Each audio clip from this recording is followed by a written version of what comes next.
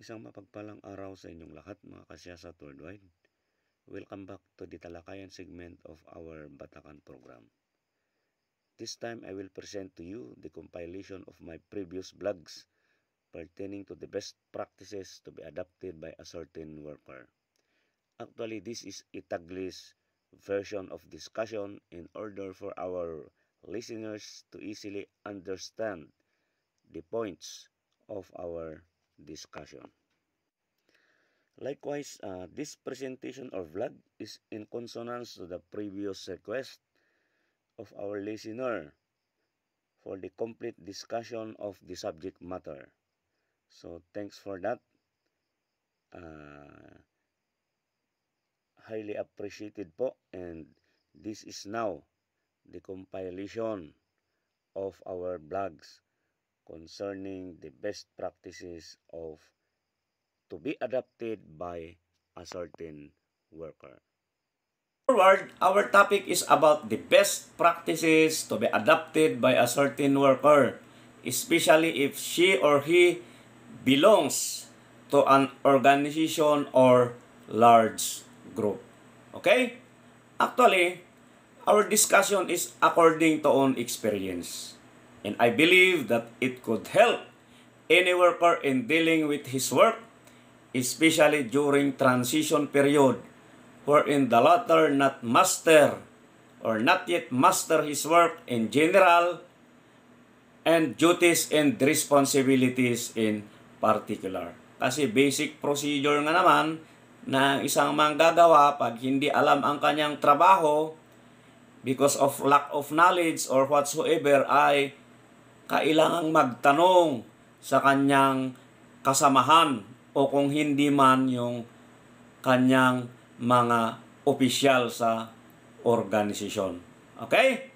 And the most important is it could help any worker in developing his personality, not only of being a worker but also as individual. Okay? Kasi itong topic kasing ito ay hindi lang applicable sa buhay ng isang manggagawa, pero bagkus applicable ito sa lahat. Okay? Now, there are 4 best practices that I will be going to discuss in order to clarify and determine their essence and importance. Okay? So, they are consultation, communication, coordination, and cooperation. And I just want to make it clear that these are interrelated and intertwined to each other. In other words, it is a must that all of these are present, or any worker must possess them all in order for him or her to become a good team player in his organization in particular, or a good kind of worker in general.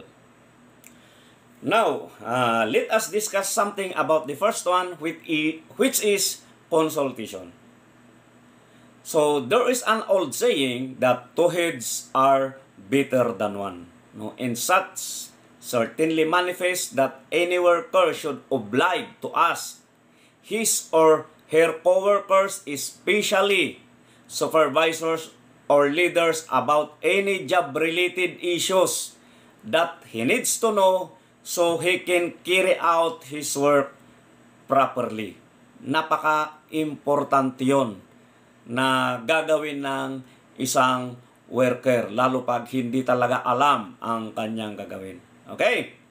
Yes, this is so momentous, especially that things or learning to be learned is not included in the operational system and policy of the company that he needs to follow in dealing with his work. Mahalaga yon para hindi magkaroon ng problema at siyempre mahusay na maisagawa ang kanyang mandato sa trabaho.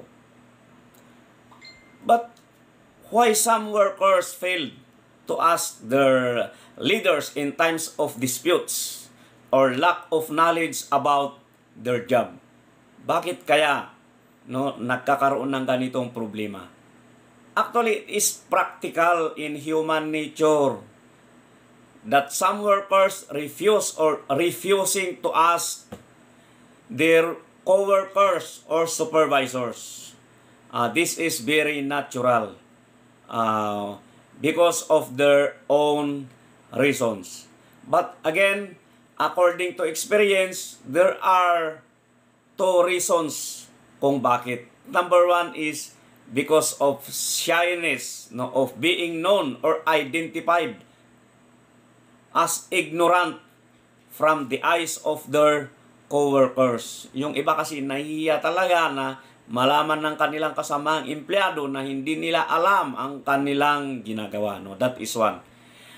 Number two is due to fear of being criticized or condemned by their supervisors, which is not supposed to be. Kasi yung iba din ay natatakot na malaman ng supervisor at siyempre ayaw nilang mapagalitan o mapagsabihan. Okay?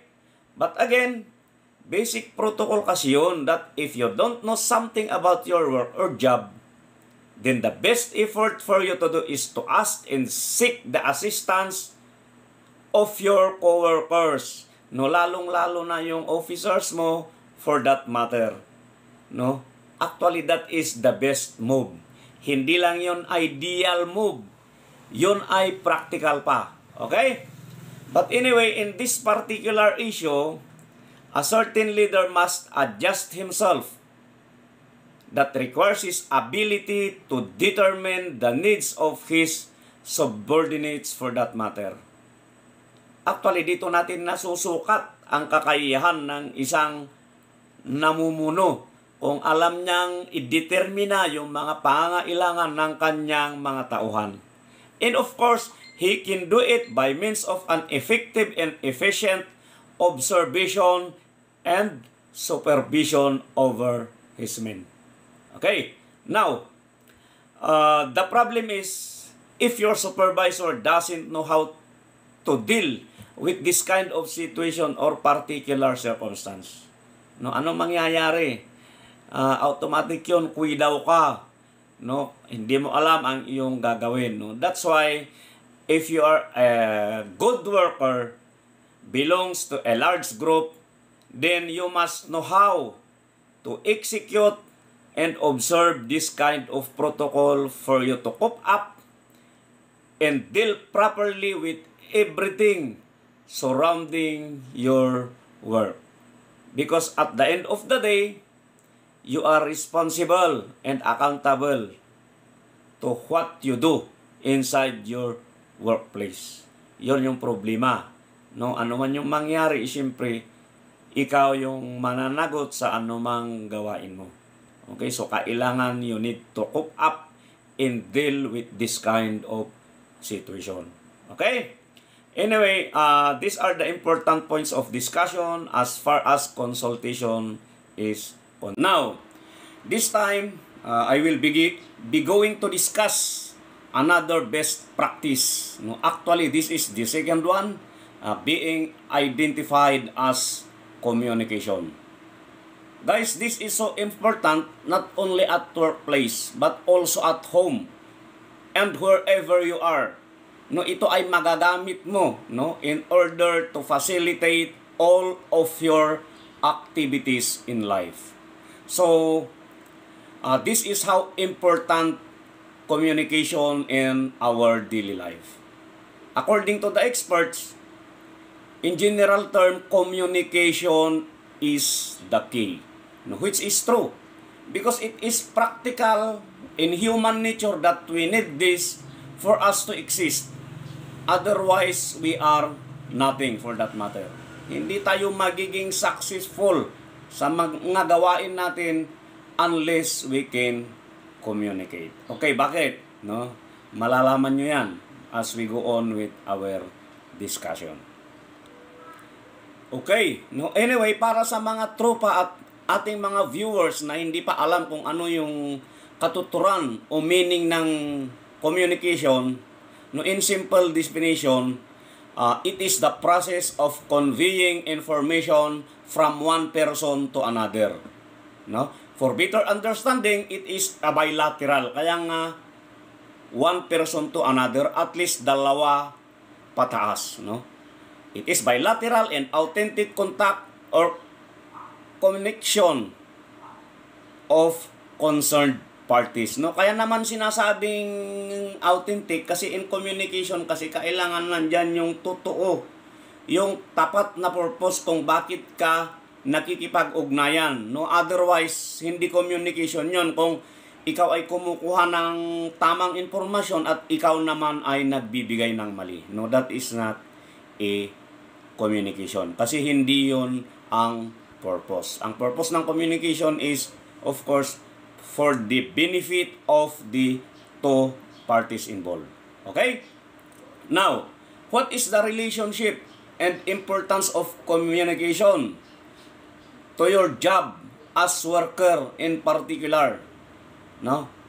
Number one, it serves as a medium of instruction and guidelines in your workplace that you need to know, observe, and implement. Kasi nandun naman lahat yon. Sa pamamagitan ng communication, makukuha mo lahat yung mga ingredients, no, nakakailangan mo sa iyong trabaho, no, the system, and so on and so forth.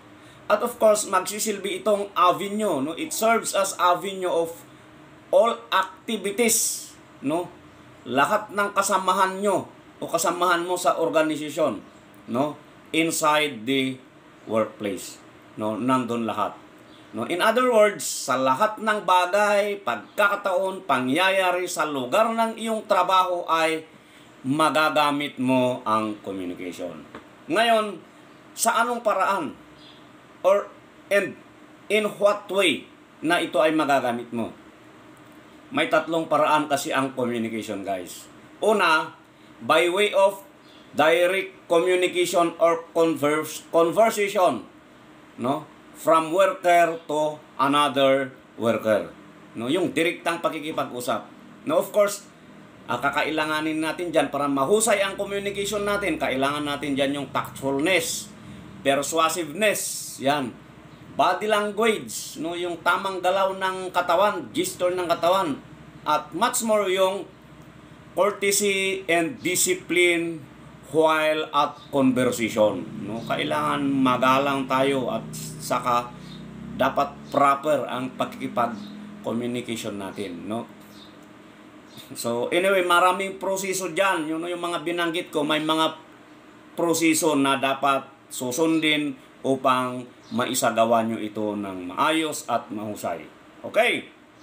Pangalawa, by way of a letter, no, o written report, and of course, pictures. No, combination na ito, pinag-combine na ito kasi sa ngayon kasi, no, pag nandyan yung written report, no, hinahanapan na ng picture. Mas maganda kasi yun eh, no, as supporting evidence, no, doon sa written report, no. On the other side, ganun din, pag may picture na ipinakita ka for purposes of communication, mas maganda kung mayroong caption, no, nakalagay doon kung ano yung laman, no, ng picture na ipinapakita mo. Okay, that is the number 2. At ay yung pangatlo na paraan ng pakikipag-communication ay yung sa pamamagitan, no, or by way of telecommunication. When we say telecommunication, nandiyan na yung mga gadget na ginagamit natin, alam nyo na yun, mga computer, no, at involved na dito yung internet, yung social platforms na ginagamit natin, kasama na yung community natin dito kay YT. Okay? At saka siyempre, yung pinakamabilis na communication yung radio, yung radio transceiver na ginagamit ng ibang tropa. Okay? But the best thing that I want to impart, no, to our viewers about communication is you need to avoid any communication breakdown. No, kasi pag nagkaroon ng breakdown, no, then you are failure for that matter. No, kadalasan nagkakaroon ng problema sa workplace minsan, kadalasan because of communication breakdown. Siyempre, mali yung impormasyon na nasagap mo o yung naibigay sa'yo, minsan nagkakaroon yan ng aksidente, lalo sa mga industrial na workplace. Okay? So, para maisagawa ito ng maayos at mahusay, simple lang, no? Ang gagawin guys, gagawin lang natin ito religiously, observe at i-observe natin, no? Ito yung ating isang tip tungkol sa communication. Kailangang i-observe natin yung smart dash globe account. Yan. No, ano-ano ang mga ito? Okay. When we say smart, no, nandyan yung specific, no? Pag nakipag-communication, kakailangan meron kang topic, no? Specific lang kung ano yung purpose mo, no? Nandyan yung measurable na tinatawag, no? Nandyan yung attainable, nandyan yung realistic, at nandyan yung timely bounded. Okay, pag sinabi nating measurable, of course, nandyan yung mga sistema, no? Magagawan ba ito ng sistema? Masusukat mo ba? No? Yung pinag-uusapan nyo kung ano man yun, no? Yung attainable, ganun din. Related siya doon sa measurable. Yung pinag-uusapan nyo ba, no, ay maaring mangyari, no? Ito ba ay pwedeng mangyari? Kasi kung pag-uusapan nyo yung bagay na hindi naman attainable, ay magsasayang lang kayo ng oras, no? Kaya nga tinatawag nating realistic, no? Kailangan realistic yung pag-usapan, at yung pinakahuli, yung timely bounded, kailangan yung mapag-usapan nyo kung kailan, no? O magagawa nyo ba ito sa tamang panahon, batay sa iyong mandato o inilaan, no, sa iyong trabaho. Kasi lahat naman yan, no? Lahat yan guys, na pag mayroon itinasking sa iyong trabaho ay mayroong timeline yan, no? Kaya napaka-importante ito. Okay? So dito naman tayo sa globe, no? Yun nga yung sinasabi ko, kailangan ang communication ay genuine, no? Kailangan both parties, no, ay sadya namang tama ang objective, wala yung panlalamang, no? May kaso yan sa kwan eh. Kung hindi ako nagkamali, that is industrial espionage. Okay? Kailangan ding loud and clear, no? Kailangan malinaw yung pinag-uusapan, no? Kailangan objective, no? Yung nandyan yung objective ng communication. Huwag ka nang makipag-usap kung wala kang objective, wala kang purpose. At of course, yung branded, no? Branded, ganun din sa specific yan, yung branded. At ang pinakahuli, sa communication kasi, ano yan eh, minsan sinasabi kasi nila itong science, no? May procedure kung paano makikipag-communicate, no? Kaya, syempre, at ang communication kasi kailangan continuing yan, no? So, kailangan mo ang enhancement dito. No, hindi pwedeng stagnant ka lang, kasi siyempre dapat laging may improvement, no? As you go on with your work, habang nakikipag-usap, of course sa una natural lang naman yan, no? Laging may problema sa first time. Mahirap nga ang first time, no? Lahat naman sinasabi, no? But as you go on, ay madali mo na itong magagawa, no? Kaya nga kailangan mo ang enhancement, no? So nandun yung smart at globe na sinasabi ko. Now yung account naman, no, ang communication kailangan una accurate, no? Nandyan lagi yung accuracy, no? Number 2, nandyan lagi yung concise, no? Kompleto ito pero maigsi lang, no? Ibig sabihin, bago ka humarap doon sa taong kakausapin mo, lalo pag communication meeting, ay kailangan na ilista mo na kung ano yung mga agenda na dapat pag-uusapan, no? Para mas makabuluhan ang communication, no? Kailangan din clear, malinaw, no? Kailangan din organize, no? Kailangan pag nakikipag-usap ka, organize, no? Yung mga topic na pag-uusapan nyo, hindi yung kung ano-anong bagay ang isinisingit mo, na hindi naman kailangan doon sa agenda nyo, sa taong kausap mo. At of course, yung understandable, yan yung letter yo, no? Kasi siyempre, kaya nga kailangan, pag mga humarap ka sa mga tao, kailangan ma-profile mo.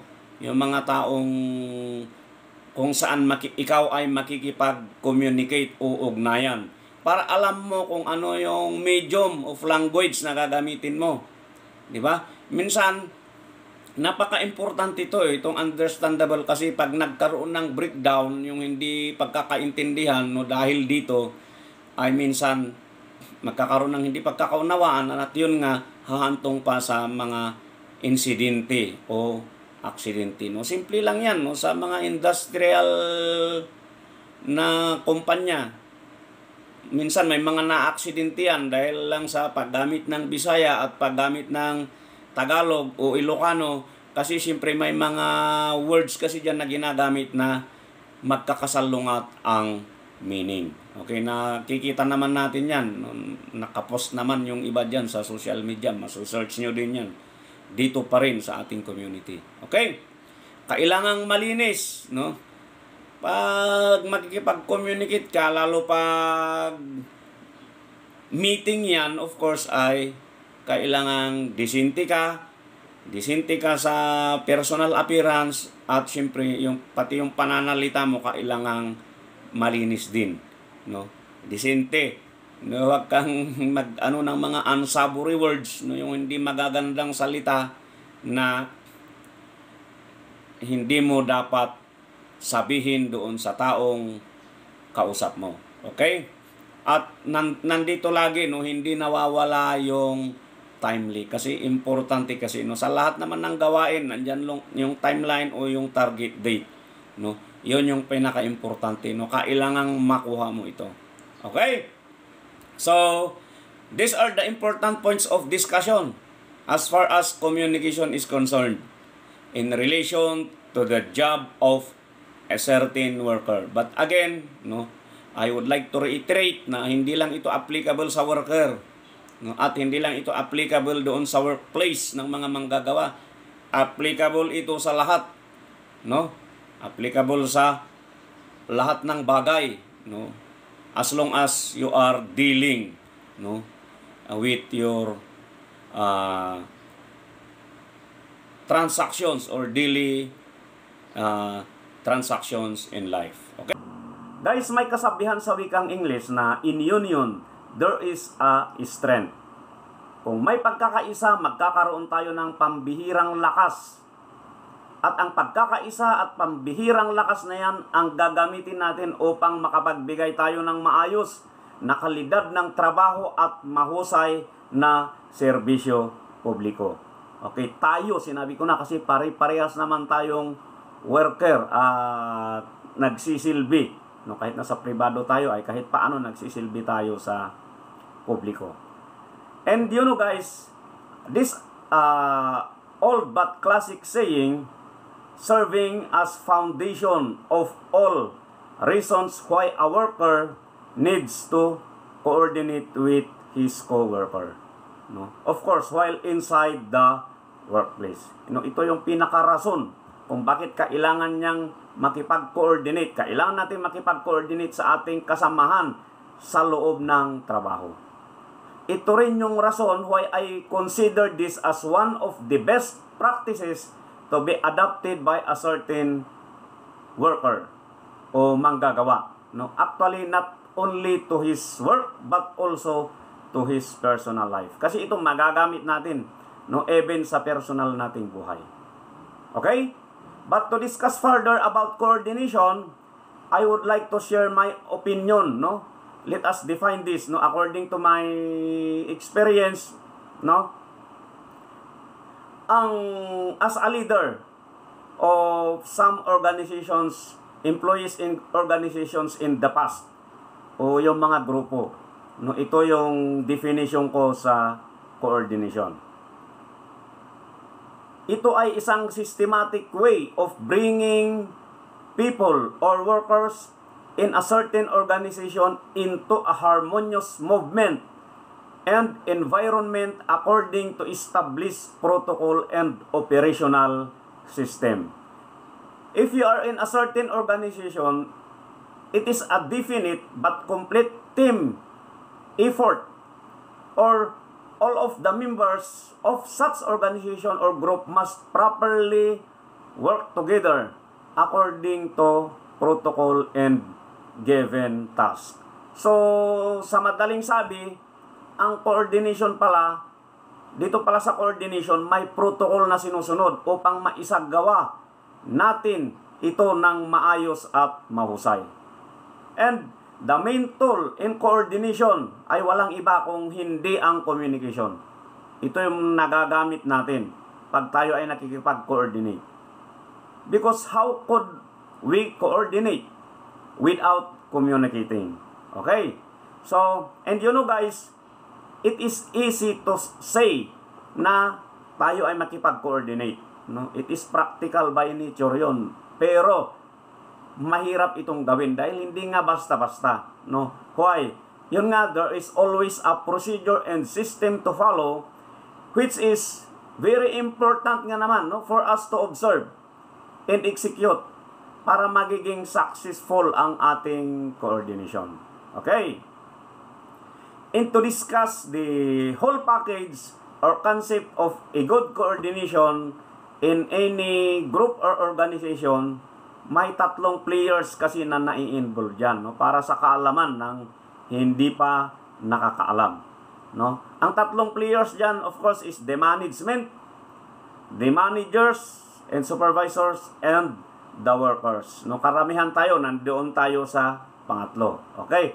Ang role lang naman ng top management dyan is to set goals, policies, and so on and so forth.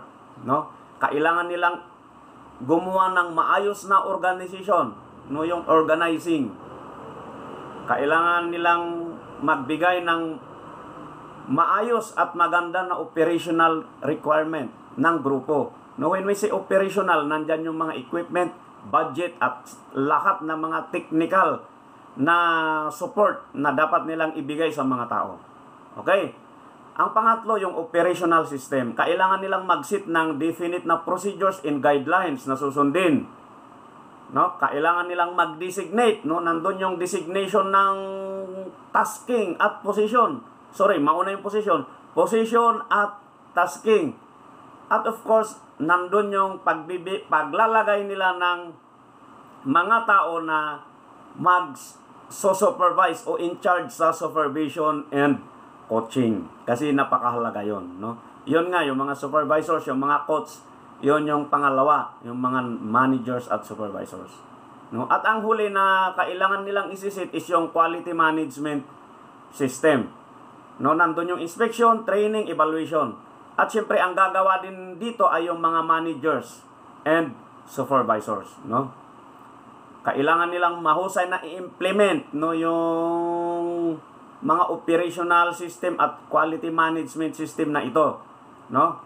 Saan nila i-implement? Doon sa atin, no, bilang workers. No? Kasi yun nga sa coordination, the most important people or party in a certain organization as far as coordination is concerned are the workers. Tayo. No? Kasi tayo yung directly involved sa trabaho. Tayo ang nagbibigay ng mahusay na resulta ng trabaho o work output. Whether it is a product or service. Kasi kung nasa production tayo, siyempre, mga produkto yon. Pag nasa commercial, in most cases, kasi nagsisell tayo ng, nagmamarket na tayo, no? Medyo customer na yung binibigyan natin ng serbisyo, no? Sa commercial. At kung doon sa public naman, of course, yun nga, public service. Pag tayo ay nasa gobyerno. Okay? Serbisyong paglilingkod na tinatawag. Okay? So, ang importante lang na malaman ng bawat isa sa atin, no, pagdating sa coordination, sa part ng worker, no, number one, dapat kailangan yung magandang posisyon. No, kailangan yan. Kaya nga sa management, you must put the right man on the right job. Kasi siyempre hindi ka naman makapag-function ng maayos kung hindi mo 40 ang posisyon na ibibigay sa'yo. Kailangan natin malaman yung procedures and guidelines kung paano makipag-coordinate. Di ba? To whom we coordinate, what is the basis of our coordination, no, including the details, why to coordinate, when to coordinate, how to coordinate. Yon yung mga importante na malaman natin sa coordination. So, to cut the story short, ang coordination sa atin bilang worker o kawani, no, tayo man ay nasa pribado nga, public sector ay nakakahon yun. No, at maisasagawa lang natin ito sa pamamagitan ng maayos na communication. When we say nakakahon, yun nga, merong guidelines na sinusunod, merong tao na kailangan bago natin gawin, kailangan nilang alam, no? Kaya nga coordination, no, well coordinated. Lahat ng pillars, yung binanggit ko, yung tatlo, yung top management, managers at saka workers ay well coordinated. Kailangan alam nilang lahat, no? Kaya nga tinatawag natin na coordination. Okay? So, those are the important points and ingredients to remember as far as coordination in the part of worker o manggagawa, no, na kagaya natin is concerned. No, ang tatalakayin ko sa inyong pang-apat na best practices ay kooperasyon o cooperation. But para mas malinaw ang dating sa ating mga viewers ay magbibigay ako ng konting definition, no, batay sa ating pagkaintindi at sariling karanasan. Okay? Cooperation, guys, is the process of working together by all members in a certain organization towards a common objective or goal. No? Common, no? Iisang adhikain at layunin. But of course, this is in consonance to the given tasking, no, to each and everyone in that organization. So, it's a working effort actually, regardless of position and duties and responsibilities. Okay? In other words, you and I will be going to a same place or destination by means of a different or separate way of transportation. Kumbaga, iisa yung pupuntahan natin, pero ikaw ay, let's say, papunta tayo sa Baclaran Church, magsisimba, ikaw ay dadaan sa LRT, ako naman ay dadaan sa MRT. No, pero maganda yung cooperation natin, coordination natin, at papunta tayo sa iisang destination. Okay, no? So that is how I define cooperation. Okay.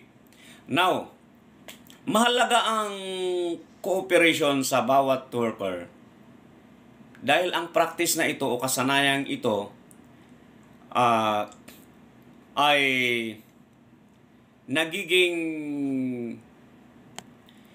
patibay sa mga nabanggit nating best practices na nauna. No, because whatever knowledge you have been gained as far as ito nga yung tatlo, consultation, communication, and coordination are concerned. If you have not this kind of best practice, itong cooperation na to, no, you are a failure and your organization will be affected. No, ergo, we indeed need this kind of practice. Kailangan talaga natin ito. Okay, kumbaga ito yung pampatibay, no? Gaya ng nabanggit natin kanina, doon sa tatlo para lalo pang kapaki-pakinabang. Okay? And in what way for us to become cooperative? Napakasimple lang naman yun, no? It's just simple. Of course, we must be a team player and role model. No, kailangan lang tayo talaga na yung tapat na ating cooperation at participation doon sa ating organization, at siyempre tayo ay manindigan na doon sa ginagawa natin. Hindi yung tayo ay nakikipag-cooperate lang for some reasons or dahil tayo ay natatakot na matanggal dahil hindi tayo makasunod doon sa ating mandato ng trabaho. Okay? Pero ang problema kasi, no, even we know this cooperation by book, no, but sometimes we are not able to do and execute it for some reasons. Bakit kaya, no?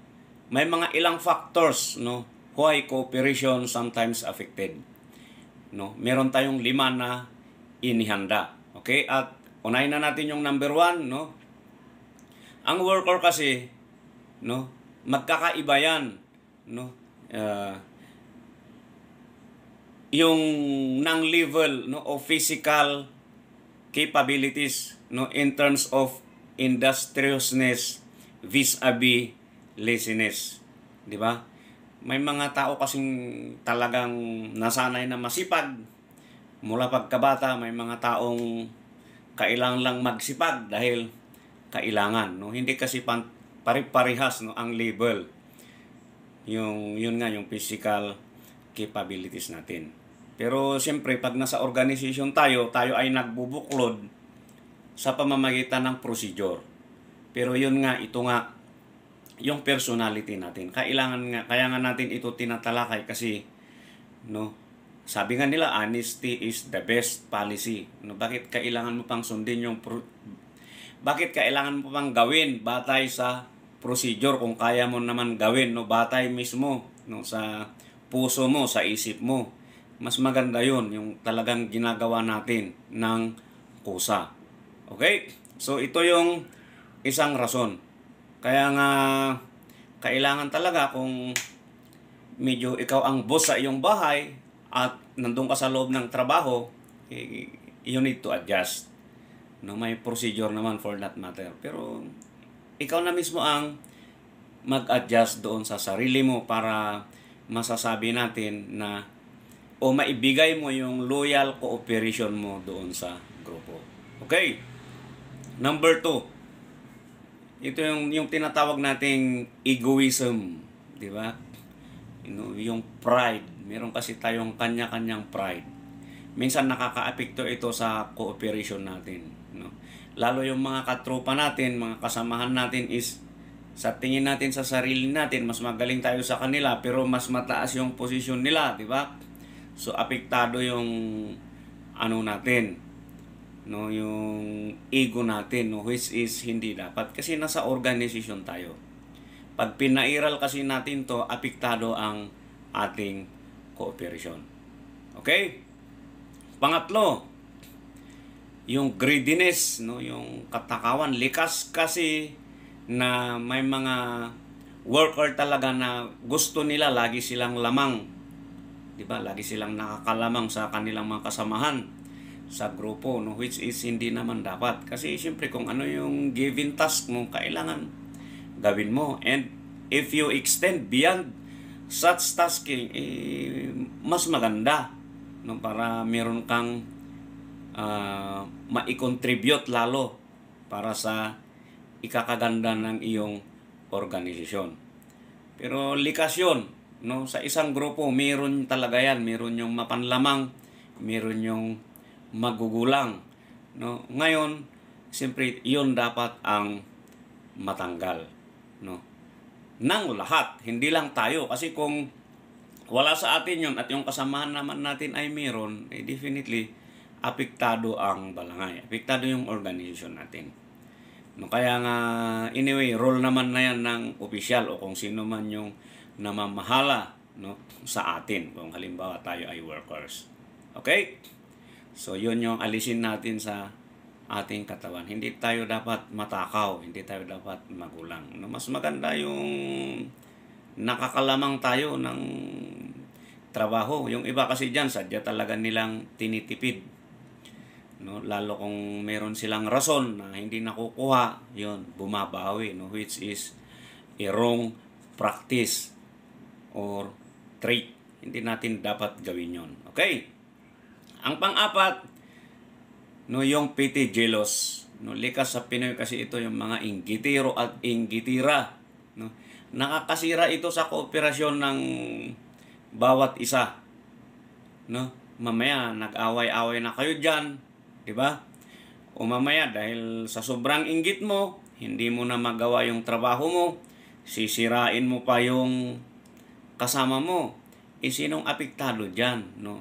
Lahat kayo apektado, lalo kung ikaw ay nasa organisasyon, no? So alisin natin ang inggit ng katawan, no? Pag nakita nating umaangat yung kasama nating worker, much more tulungan natin siya para lalong umangat. Hindi yung hihilain natin siya para tayo ang aangat, no? That is not good. Okay? So isa yun na problema na kailangan nating alisin sa ating balat, no, pag tayo ay isang worker.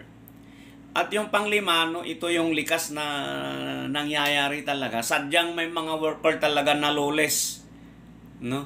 Lawless type of person, yung talagang matitigas ang ulo. 'Di ba? Na kasasabi, pumasok sa kaliwang tinga, lalabas ka agad sa kanang tinga. No? Anyway, kaya nga merong supervisor at may procedure, no, para ma-address lahat ito. No, lalo itong number 5 kasi may mga tao talagang matitigas ang ulo, ayaw sumunod, no? Kung sumunod man yan, dipokpok. Kailangan mong martilyuhin, no, parang pakon, kailangan mong martilyuhin para umabanti. Siyempre pag ganoon kasi yung kasamahan natin, weakest link siya, apektado yung tropa kasi hindi nga siya nakikipag-cooperate. Yung loyal cooperation niya at interest na tumulong o magtrabaho sa grupo ay wala.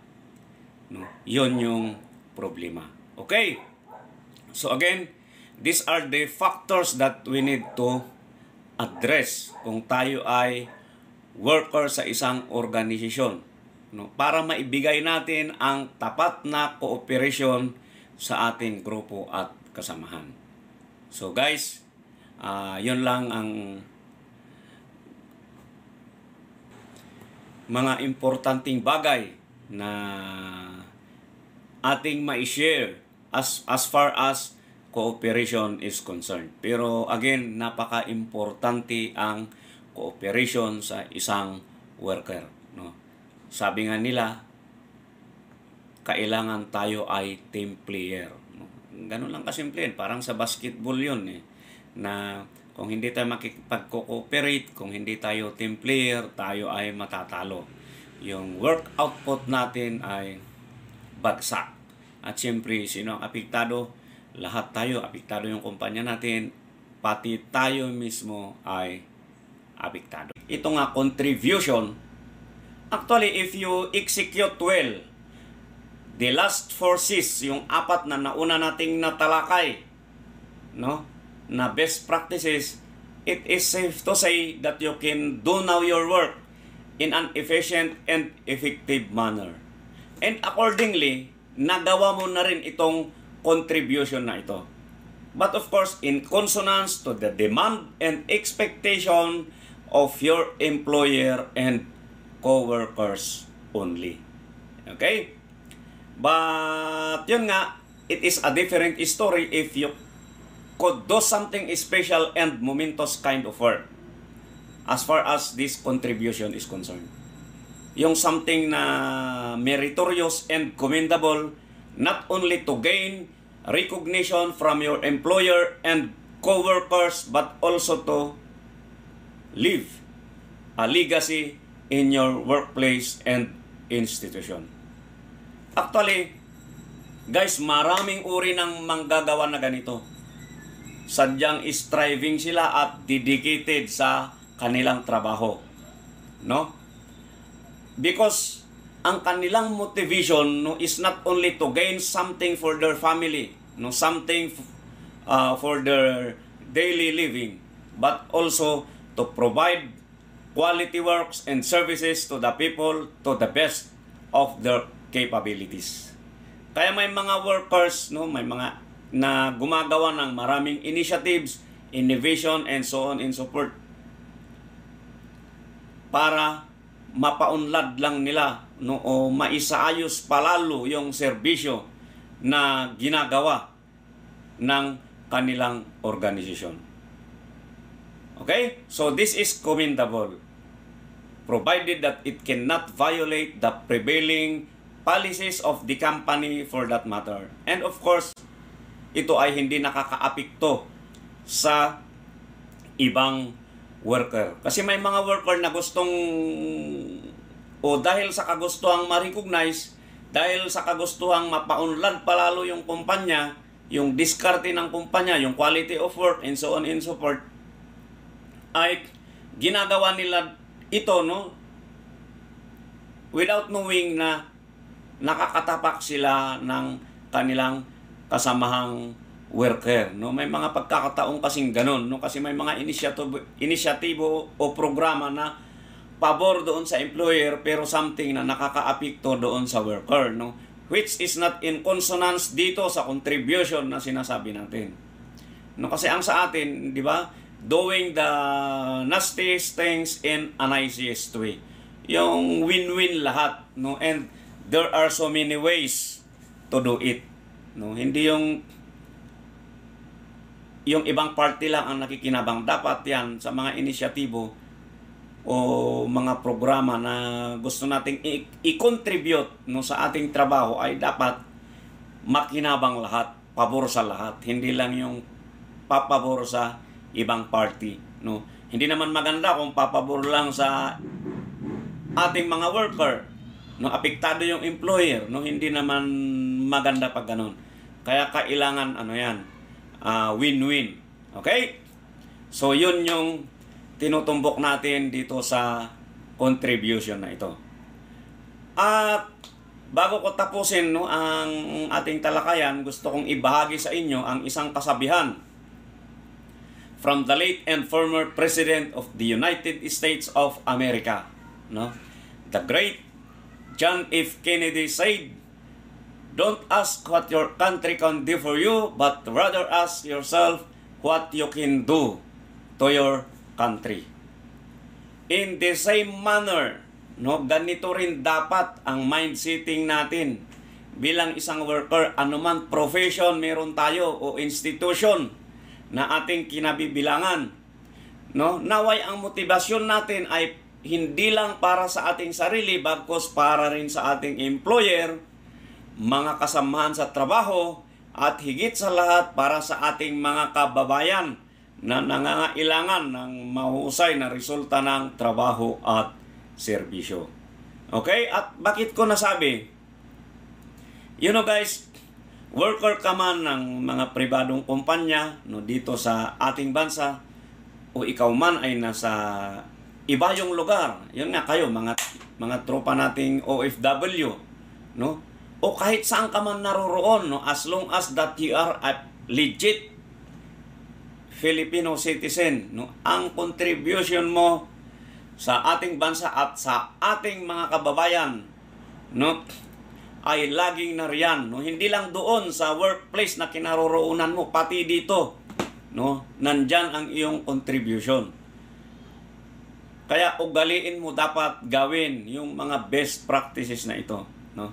Yung contribution mo, indirectly yun, no, kung ikaw na sa abroad, indirectly yun, pero mapupunta pa rin dito sa mga ating kababayan. Kasi siyempre yung remittance mo, di ba, na ibibigay sa ating gobyerno, ilalaan nila yon, no, para sa serbisyo, para sa ating mga kababayan in the form of social services and so on and so forth, no. Kaya nandyan lagi yung contribution, no. Meron at meron tayo niyan. Okay? So nililinaw ko lang. Okay?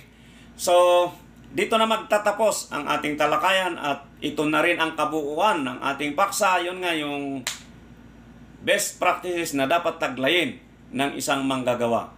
And hopefully, meron kayong natutunan na kunting aral at kaalaman na magagamit nyo sa iyong pang-araw-araw na buhay. Okay? Tayo ay mananawagan para sa mga ating viewers na hindi pa nakapag-subscribe dyan, mag-subscribe na rin kayo. pindutin lang yung notification bell para updated kayo sa ating mga susunod pang videos. At saka yung mga tropang vloggers, pakishare nyo ito, no, to reach out others. Kasi aminin man natin o hindi, kahit paano, no, ito ay nakakatulong sa ating mga kababayan. Okay? So, hanggang sa muli.